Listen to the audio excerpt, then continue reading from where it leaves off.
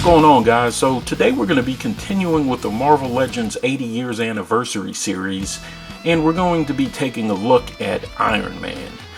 So let's go ahead and get this figure out of the box and take a close-up look at all the details and accessories that he comes with. Okay, so taking a quick look at the accessories, Iron Man comes with these two repulsor blasting effects that you can peg into his hands, and these two effects here which you can peg into his feet. And I'll demonstrate how that looks in a moment. Also, we get alternate hands, so you can have him with two repulsor blasting hands or two closed fists. Then we get an alternate helmet and an alternate unmasked Tony Stark head. The alternate helmet, I'm not really that familiar with. That's probably from a little bit before my time, I would imagine. It's a unique look, and I'll see how it looks on the figure. But for now, I think my preference is going to be the default helmet. So now let's go ahead and take a close-up look at the figure himself. Okay, so here's the figure with a few of the effects attached. As I mentioned, you do have an alternate hand that you can put on this arm if you want him using both repulsor effects with the open hand. Now, one thing I really like is this hand here for the repulsor blast. It doesn't have any pivoting or anything. You can turn it so you can get it to rotate like that. It doesn't pivot up and down, but what this allows you to do is get Iron Man in a stance where his arm is completely straight and he has the repulsor blast blasting out. A lot of the figures in the past, because his hand didn't go straight up like this, you have to kind of bend him at the elbow to get that blasting effect. But with this, you can have it straight on and it looks really good.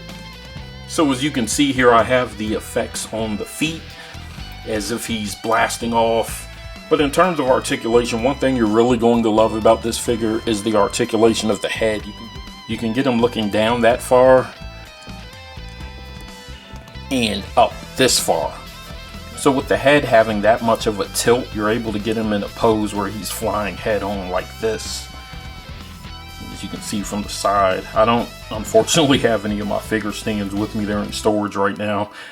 But this figure is definitely one that will benefit from having him on a stand if you want him in a flying pose. So with the ab crunch, you can get him leaning back this far, leaning forward this far. His arms have full rotation, bicep swivel, double jointed elbows, and as I mentioned, the fisted hand does rotate. And it also has a hinge in here where you can get it to pivot. So if you want it up, or if you want him curling it up like this, you can get that done. And of course, this hand, as I mentioned, has the peg hole for the effect. But aside from being able to rotate, you can't pivot it. But it does come with an extra fist, so you can have him with either two fists or a combination of a repulsor blast and a fist. Now, in terms of the paint apps, I love what they did here. The red and the gold both look really good. They look metallic. They have that nice sheen to them. It's a simple look, but it serves the character well. I mean, this is the retro Iron Man, so you're not going to expect a bunch of nanotech and all this stuff. It has a kind of retro futuristic look, if that makes sense. And what I mean by that is you can just imagine back in the 50s or 60s or whatever, this is what something futuristic would look like to them. But the simplicity of it is really what makes this figure stand out to me. So now let's take a look at a couple of head swaps, and then we'll wrap this video up with my final thoughts. Okay, so here's Iron Man with the alternate head on, and I have to say that it doesn't look too bad on the figure. It looks better when it's actually on the figure than it does just stand alone looking at it, I have to say. Now, it's probably not the one that I'm going to use to display, but it's a nice change of pace if you want to use it. It doesn't look that bad. I actually like the little lines coming down inside of the mouth. I think that's pretty cool. It makes it look like a little cage or something in there. So out of the two, it's not my favorite, but it's not a bad alternative. And here we have the Tony Stark head, and I think that looks amazing. It fits the character well. Doesn't look too big or bulky or anything. From the side, it still looks good. I love the hairstyle that they used along with the mustache. It has that retro feel to it, like I mentioned.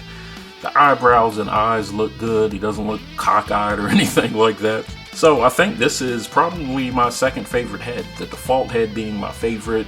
So now let's go ahead and move on to my final thoughts for this figure. Okay, so if you're a fan of Iron Man, I think this is a must-have figure. if you're into the retro feel.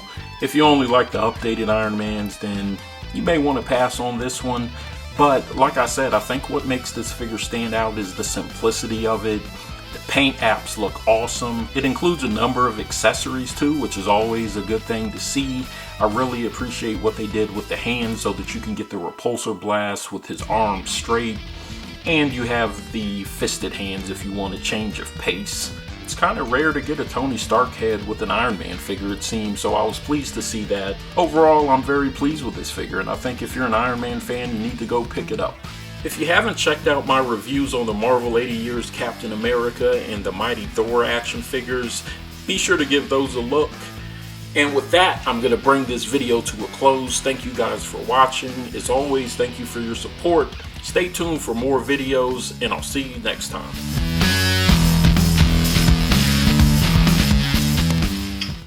Yeah. Will you come on here? I'm coming. I just got to wrap this video up. It's been an hour. I literally have, I'm in the process of wrapping it up. Well, you literally need to hurry up. I literally am trying to. Well, you literally need to try harder. I will. Bye.